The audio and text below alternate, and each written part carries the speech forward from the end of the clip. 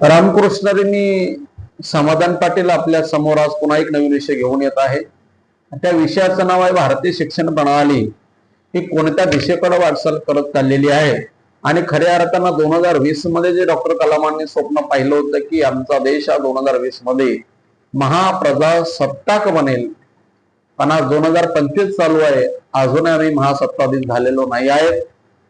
काय याला कारणीभूत आहे, या गोष्टी का नाही आपण घडू शकत, या सर्व विषयांवरती आपण या 5-10 मिनिटांमध्ये सविस्तर चर्चा करणार आहोत. पण त्या अगोदर सर्वांना रिक्वेस्ट आहे की हे जे चॅनल आहे माऊली टेक्निकल केमिस्ट्री हे कंटिन्युअसली व्हिडिओ अपलोड करणारं चॅनल आहे. इथून पुढे अनेक नवीन नवीन विषयांवरती मी या ठिकाणी पुढे येणार आहेत. तर त्या अगोदर आपल्या या चॅनलला सबस्क्राईब करायला विसरू नका, कारण तुम्ही जर मला सपोर्ट केला तर माझं थोडासा हौसला वाढेल आणि गरीबाचं लेकरू थोडं मोठं होईल. यासाठी आपण मला मदत करावी म्हणून ही तुमच्याकडे मी रिक्वेस्ट करत आहोत हंबली. चला विषयावरती आपण भारतीय शिक्षण प्रणाली जी आहे ती कोणत्या दिशेने वाटचाल करत चाललेली आहे. आज जर आम्ही बारीक गोष्टींचा विचार केला तर सीबीएसई पॅटर्न असेल किंवा स्टेट बोर्ड पॅटर्न असेल, तर आम्ही गेल्या गुजरात असेल, मध्य प्रदेश असेल, महाराष्ट्र असेल, महाराष्ट्रात देखील धुळे परिसरामध्ये संपूर्ण कॉलेजेस असतील, मुंबई परिसरातील काही कोचिंग क्लासेस असतील, इंदोर असेल, गुजरात असेल, गुजरातची राजधानी गांधीनगर असेल, असे अनेक विषयांशी अशा अनेक मुलांशी संवाद झालेला आहे.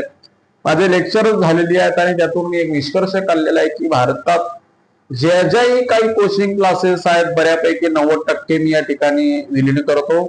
आणि जेवढेही शाळा कॉलेजेस आहेत त्या ठिकाणी फक्त शिक्षण प्रणालीमध्ये रट्टा मारला जातो पोरांना.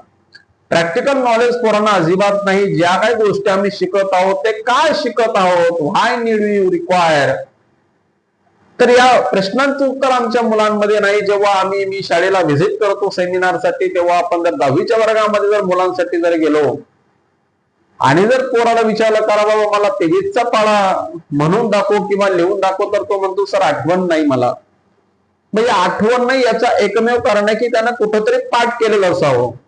आणि मग जेव्हा आपण पाठांतर करतो त्यावेळेस कुठंतरी आम्हाला एक कालावधीमध्ये विसर पडतो. ज्या लसावी मसावी आज आम्ही अवयव पद्धतीनं 20 वर्षापूर्वी सर लोकांनी शिकवलं ते आजही तशा प्रकारे शिकवलं जात असेल तर आम्ही केव्हा महासत्ताक बनणार. बरेच जे काही मंत्री संत्री आहे, शिक्षण मंत्री, यांना या गोष्टीचं ज्ञान असतं अशी अजिबात नाही. किती सर्व शाळांमध्ये होता ते आम्हालाही माहिती आहे. आणि भारतामध्ये कसं शिक्षण चालू आहे, कसं एज्युकेशन चालू आहे सर्वांना माहित आहे. पीएचडी डिग्री बाहेरून मिळतात, नेट सेट वाले रट्टा मारतात, युपीएससी वाले रट्टा मारतात, अधिकारी होतात. आज किती लोकांना टेक्निकल नॉलेज आहे. आज जर आम्ही साधे साधे प्रश्न जर विचारले की लसावी मसावी मुलांना जर आपण विचारलं का बाबा काय असतं highest common factors and lowest common factor, तर तो फक्त फुल फॉर्म सांगतो आणि याचं उत्तर असं हे सांगतो, पण त्याला एक्झॅक्ट ते कन्सेप्ट माहित नाही की काय एक्झॅक्ट याचं कन्सेप्ट आहे, का म्हणून आपण हे शिकतो. राहिला दुसरा प्रश्न गुरुत्वाकर्षण असेल विज्ञानामध्ये, जर आपण एखाद्या पोराला विचारलं की गुरुत्वाकर्षण तुला माहिती आहे, त्याला सगळ्यांना माहिती असतं G(m1 m2/r²), त्याला डेफिनेशनही माहिती असतं. मग एखादी वस्तू वरून खाली पडते याला कारण न्यूटनचा सिद्धांत आहे. मग विमान आहेत, हेलिकॉप्टर्स आहे, सूर्य आहे, चंद्र आहे, हे का खाली येत नाही. या कन्सेप्ट आज आमच्या मुलांना टेक्निकल माहित नाही. त्याला जबाबदार कोण आहेत. आज जर आम्ही केमिस्ट्री मध्ये गेलो, बायो मध्ये गेलो, फिजिक्स मध्ये गेलो, मॅथमॅटिक्स मध्ये गेलो, बी फार्मला गेलो, बीटेकला गेलो, इंजिनिअरिंगला गेलो, आज आम्ही किती टेक्निकल आहोत. आज जर आमच्या इंजिनिअरिंगच्या पोरांना जर क्वेश्चन केला की बेरिंग कशी वर्क करते हे आम्हाला माहित नाही. बरं एवढसा खडा जर पाण्यात टाकला तर उडतो, पण एवढं मोठं जहाज पाण्यात डुबत नाही, याला काय कारण आहे. याला आर्किमिडीज प्रिन्सिपल याची कन्सेप्ट आहे, ही कशी वर्क करते. आमच्या मुलांना आज टेक्निकली नॉलेज प्रोव्हाइड केलं जात नाही. आज आम्ही जर 10वीच्या वर्गावर गेलो, पोरांना सांगितलं वर्ग समीकरण 3 प्रकारे सोडवली जातात, अवयव पद्धतीनं, सूत्र पद्धतीनं आणि पूर्ण वर्ग पद्धतीनं, complete by complete square method.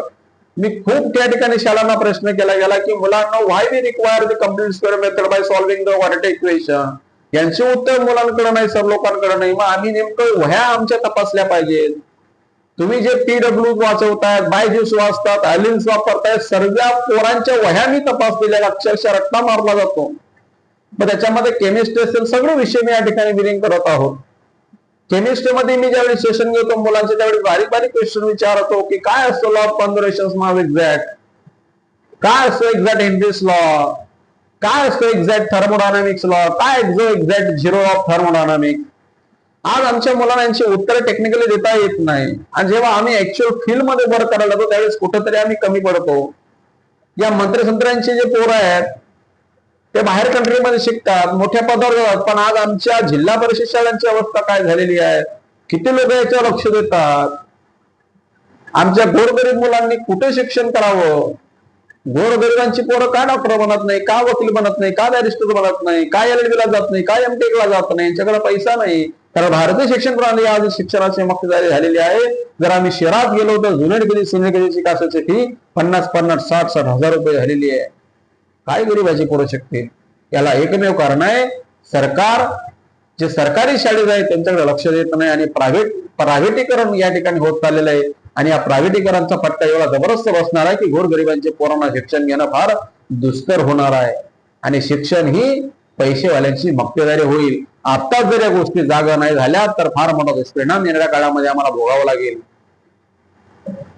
आमचा इंजिनियर पासआउट मुलां जपानचा 10वीच्या पोरगा बराबर आहे. कुठं आहे टेक्निकल नॉलेज? किती मंत्री संत्री लोक याच्यावरती संसदेमध्ये गप्पा गोष्टी करतात. नाही ना, या हरामखोरांना फक्त एकच माहिती, हिंदू मुस्लिम सिख ईसाई करायचं, धर्मावर राजकारण खेळायचं. देश गेला खड्ड्यात, लोक गेले खड्ड्यात, लोकसंख्या एवढी झपाट्यानं वाढत चाललेली आहे. आज पोरांना रोजगार नाही. कुठे चाललोय आम्ही? 12% फक्त सरकारी नोकरी आहेत आणि 88% लोक जर आपण पाहिलं तर प्रायव्हेट मध्ये काम करतात. आणि आमचे मानसिकता एवढी खलास झाली, खास करून मराठा समाजाची, की आम्हाला सरकारी नोकरीवाला जवळ पाहिजे. हम करो 12% सरकारी नोकरी आहेत, 88% प्रायव्हेटीकरण मध्ये काम करावं लागत आहे. आणि त्या शिक्षण प्रणाली जर कधी कमकुवत झाली तर आम्ही महासत्ता कदापि होऊ शकत नाही. या गोष्टी आम्ही लक्षात ठेवल्या पाहिजे. किती पालक आमच्या मुला मुलींची वह्या तपासतात. आज आम्ही कोचिंगला जातो पण आम्ही खऱ्या अर्थानं आम्हाला किती नॉलेज आहे. मी बारीक जेव्हा प्रश्न करतो सेंट्रिफ्युगल फोर्स काय असतो, सेंट्रिफ्युगल फोर्स काय असतो, मुलांना यांचे उत्तर टेक्निकली देता येत नाही. ही काळाची गरज आहे. आज आम्ही पाढे पाठ करायला लागलो, आज आम्ही समीकरण पाठ करायला लागलो. मी खूप काही शाळांमध्ये गेलो की वर्तुळाच्या कॉन्सेप्ट माहित नाही मुलांना, प्रोबॅबिलिटी संभाव्यतेचे क्वेश्चन माहित नाही. आपण जर BSc MSc ज्यावेळी जातो त्यावेळेस पोरांना फिजिकल केमिस्ट्री, D.Pharm असेल, M.Pharm वाले असेल, M.Tech वाले असेल, B.Tech वाले असेल, इंजिनिअरिंग वाले असतील, जेव्हा मी यांना टेक्निकली ऍक्च्युअल ग्राउंड फ्लोअरला क्वेश्चन करतो त्यावेळेस ज्यांच्याकडे टेक्निकल नॉलेज नसतं, आम्ही फक्त रट्टा मारून आमचे पोरं, कोणी नेटसेट होत चाललाय, कोणी PhD होत चाललाय, कोणी MSc होत चाललाय, कोणी B.Tech होत चाललाय. आणि असं शिक्षण चालू आहे. ऍक्च्युअल आम्हाला टेक्निकल नॉलेजचा कुठेतरी गॅप आढळून येतो आहे. आज आम्हाला 10वीला आमच्या मुलांना 99% मिळाले, पण मी आज एवढ्याच क्वेश्चन गेलो की बाबा सांग मला त्रिकोणमितीचा सायन्स 60 डिग्रीची व्हॅल्यू किती आहे? सर थांबा मला आठवण करू द्या. संपूर्ण महाराष्ट्रामध्ये आज मी बाहेर राज्यामध्ये या गोष्टी विचारलेल्या गेल्यात तर पाठांतरच चालू आहे.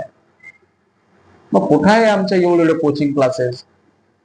जेव्हा मला इंदोरमध्ये अनेक विद्यार्थी भेटले की 1-1 लाख रुपये भरून त्यांनी कोचिंग क्लास जॉईन केले होते आणि नंतर जेव्हा माझ्याकडे आले ते त्यावेळेस ते 10 दिवसामध्ये एवढे अट्रॅक्ट झाले की सर असंही शिकवलं जातं का, ऐसे ही पढ़ाया जाता है, बहुत अच्छा लगा हमें तो, हे तो बहुत हीची कन्सेप्ट है.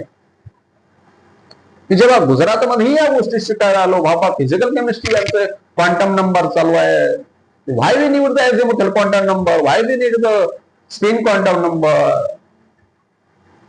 या गोष्टी आमच्याकडे का नाही? आणि मी मोजून अर्धा तासामध्ये 1 तासामध्ये पोरांना टाळ्या वाजायला मुश्किल करून देतो, मजबूर करून देतो. याचं एकमेव कारण आहे की आमची टीचिंगची पद्धत कुठेतरी बदलली पाहिजे. आणि या टीचर सिलेक्शनचा जो क्रायटेरिया आहे, कागदोपत्री पैसे भरून, हे जोपर्यंत सुधारत नाही तोपर्यंत क्वालिटी एज्युकेशन पुढे येणार नाही आणि आमच्या मुलांना नोकऱ्या लागणार नाही. तर आपल्या या विषयावरती काय मत आहे? शिक्षण मंत्र्यांनी या गोष्टीवर दखल घेतली पाहिजे की शिक्षण आमचं फार दुस्तर झालेलं आहे आणि त्याच्यामुळं आज आमच्या भाषांना दर्जा राहिलेला नाही, कारण की आपण त्यांच्यावरती डिपेंड झालोय. अमेरिका, जपान, इराण, रशिया, म्हणून आम्हाला इंग्रजीची मजबुरी झालेली आहे. आम्ही त्यांच्यावर डिपेंड आहोत म्हणून त्यांची भाषा येणं आम्हाला गरज झालेलं आहे. ते आपल्यावर डिपेंड नाहीत म्हणून त्यांना हिंदीची काही गरज नाही. मग कधीतरी आम्ही स्वावलंबी बनलं पाहिजे. आणि स्वावलंबी आपण तेव्हा बनणार जेव्हा देशाचा शिक्षणाचा कणा मजबूत असेल, शिक्षणाचा कणा प्रॅक्टिकल असेल. आज 11वी 12वी पोरांना प्रॅक्टिकल लॅबोरेटरी नाहीत. आज 10वी मध्ये प्रयोगशाळा मुलांना नाही. काय शिक्षण मंत्री या ठिकाणी लक्ष देतात? किती पालक या ठिकाणी जागृत आहात? आज आम्ही जर सिनियर कॉलेजांना गेलो, ज्युनियर कॉलेजांना गेलो, 10वीला गेलो, किती प्रयोगशाळा आहेत? कित्येक शाळांना मी व्हिजिट केल्या, तिथं प्रयोगशाळाच नाही. मग काय शिकणार आमची मुलं? ज्युनियर केजी पर्यंत, ज्युनियर कॉलेज पर्यंत आमच्या पोरांना प्रॅक्टिकल माहित नसतं. आज जर आमच्याकडे प्रॅक्टिकल नॉलेज नसेल तर आम्ही काय शिकणार आमचे मुलं? हे मंत्री संत्री हरामखोरांची पोरं बाहेर कंट्रीला शिकते, त्यांना काय घेणं देणं आहे? पण अशा गोष्टी मीडिया बोलत नाही, अशा गोष्टीवर आम्ही आंदोलन करत नाही. कुठेतरी आपल्याला जागृत होण्याची गरज आहे. म्हणून जागृत व्हा, या गोष्टींवरती आंदोलन करा.